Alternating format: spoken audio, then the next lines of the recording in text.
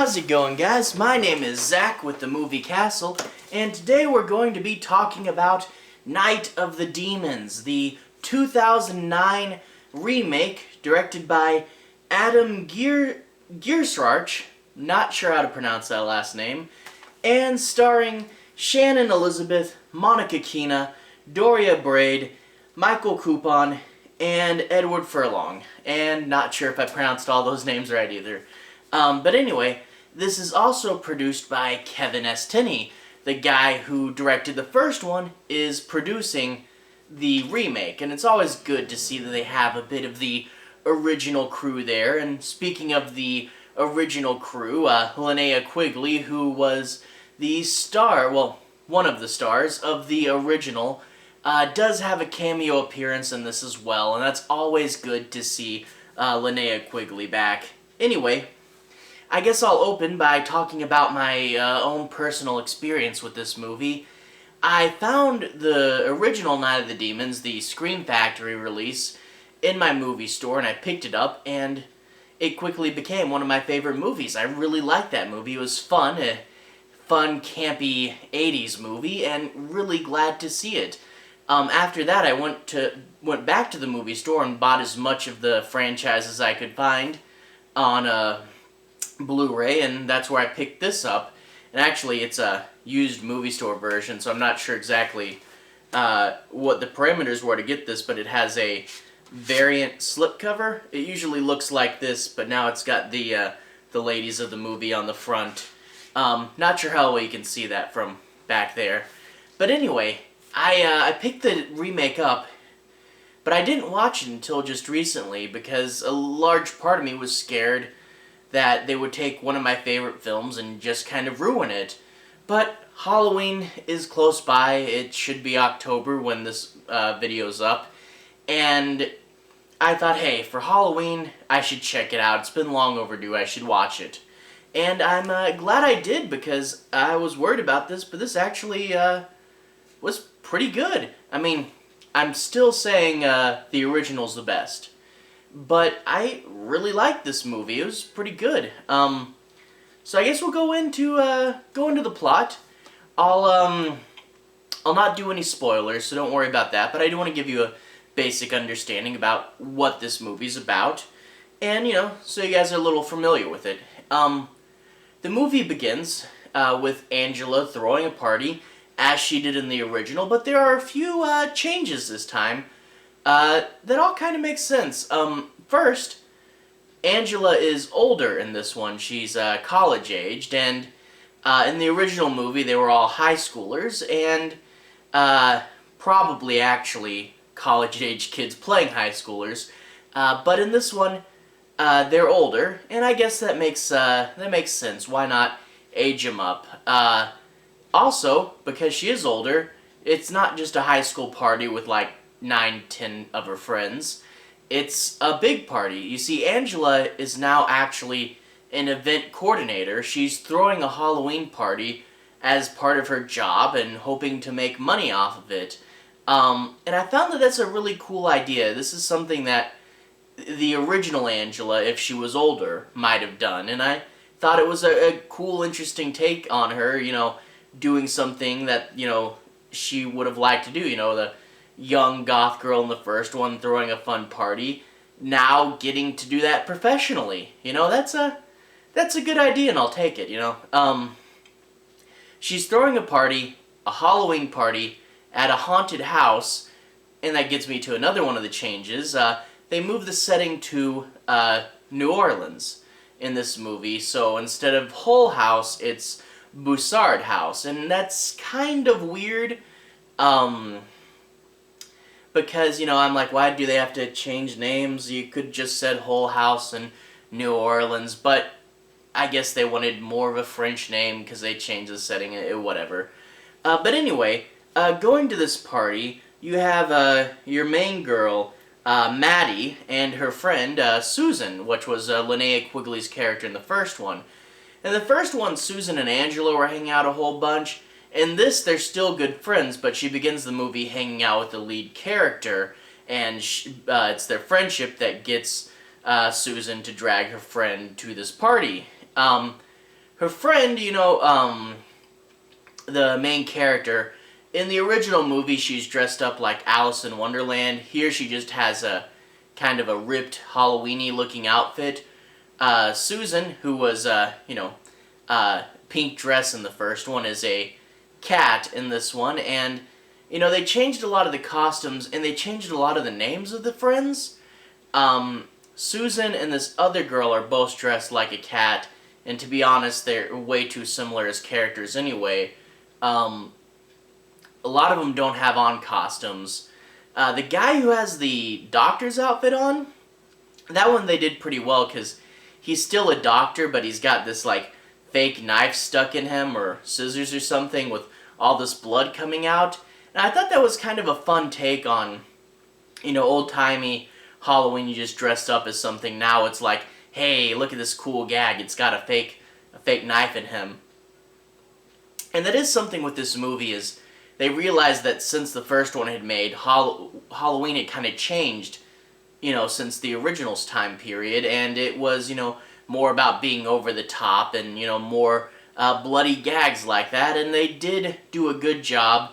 If you're going to do a remake, setting it in modern day, why not, in addition to, advancing the time, take a look at how the holiday has changed, and you can kind of get a feel for how Halloween has changed by watching the original and the remake back to back, and the perception of the costumes and everything. And that's an interesting thing with this movie. And also the guy in the doctor's outfit, again, like Angela, does a good job of portraying what an older version of his character might be. As far as, the characters, there's no direct parallels to Stooge and Roger, which I was pretty disappointed by.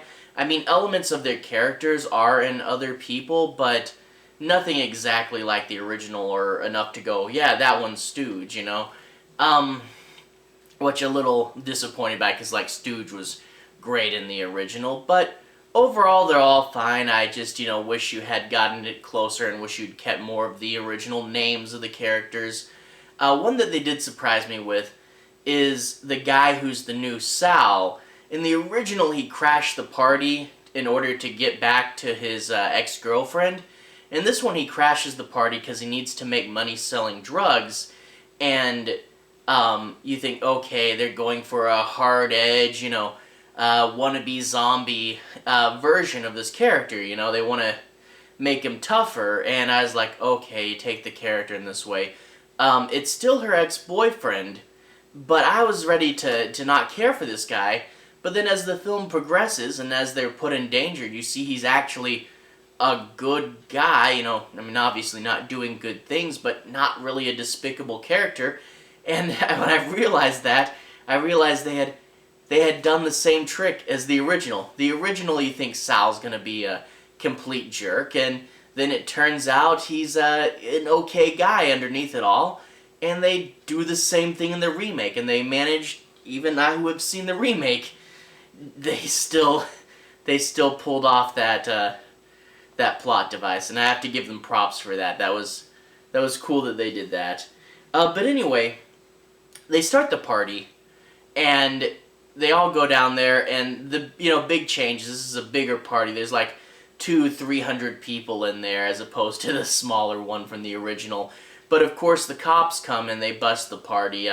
They thought they were doing everything all right. The cops said no. You're not supposed to be taking money at an event like this, and they send everybody home. So Angela stays. She's kind of moping around her shut-down party, the, haunted house by herself. And of course, her close friends come back to comfort her, and the new version of Sal, and they know they changed his name, the new version of Sal comes back because when the police came, he hid the drugs, and he comes back to look for them, and unfortunately, the group soon realizes that the police accidentally locked him in. They closed the gate. Or, well, we as an audience know, probably not really the police. Sal looks for the drugs that fell down air vent, and they get to one of the interesting changes in this movie. Is it used to be an old Prohibition house, and there's a few secret passageways and a few mysteries to this house. They find a hidden room that no one's been in for a very long time, and it's actually got several skeletons in this room. You see, in this one, the legend behind the house is that this lady had a party, killed her friends, and then killed herself, and the skeletons to the friends are hidden in this room. We know there's a little more to that because we saw the prologue. One of the skeletons bites Angela, and that, of course, leads to the possession. This is another one of those changes. In the original, it got Susan first. It really makes more sense to go directly to Angela, because she's the main character, the lead, you know, as far as the demons go. So that did make sense. And of course, after that, you get, you know, the possessions and them fighting each other and, you know, the meat of the movie. I will say they kind of over-designed, and this may just be, you know, my opinion.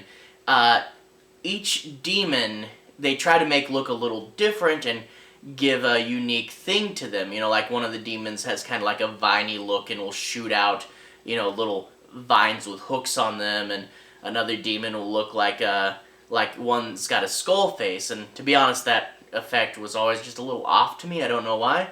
But then there's Angela. They give her two big horns in this one, and I thought that was a little bit over-designed, but overall still fine. But yeah, they try to make the demons different, and they try to make them all unique in this one, and it doesn't always work, but hey, you know, it's a cool idea, and I appreciate the effort in them trying. But anyway, that's where you get into the meat of the movie, and it's pretty good. There are elements where, like, you know, that are a little campy, and the first one was very campy. They'd feel at home in the first one, but this one, with a more serious attitude, sometimes they'll do things like their hand will shake really fast and then turn into a demon hand, and they'll shake and be back, and that was always kind of a little weird in this more serious version of the movie. You know, I wish they had gone with a slightly more wacky tone, and then that would have fit in better. They do the lipstick scene with a little bit of a twist on it, and this time there is someone there to see it, and he has the reaction you'd expect from it.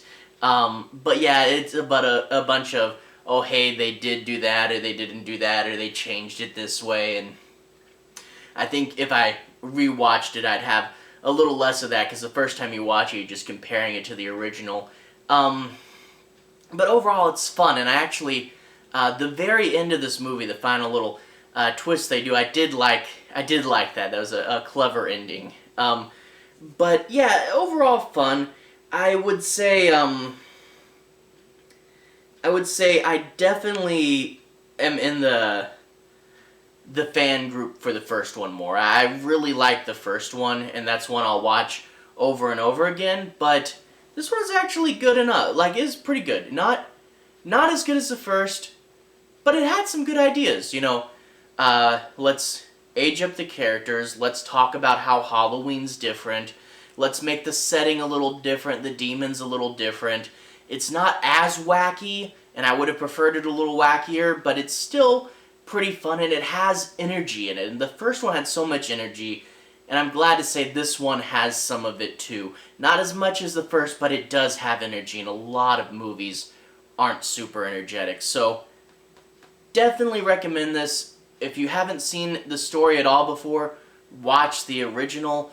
But if you've seen the original, check this out. Like I said, I'll watch the original over and over again, but I think I will every now and then pop this one in and watch it again as well, because it's actually effective. It does its job pretty well. Definitely more of a fan of the first, but hey, this is fun, you know? It's cool. Anyway, I'm doing Halloween movies all October long, so there'll be more of that. To everyone who's watched so far, thank you for watching. To everyone who's liked and subscribed, thank you. You really are helping out the channel. I do pretty much 95% horror movie reviews on this channel, so if that sounds interesting, definitely stick around to check that out. I'll put a relevant playlist down here. It'll be the Halloween playlist. There might not be too terribly much on it right now, but we're going to fill that up this month, and that should be fun. Anyway, I'll see you guys again for more Halloween videos this October. Have a good day, and I'll see you guys again very, very soon.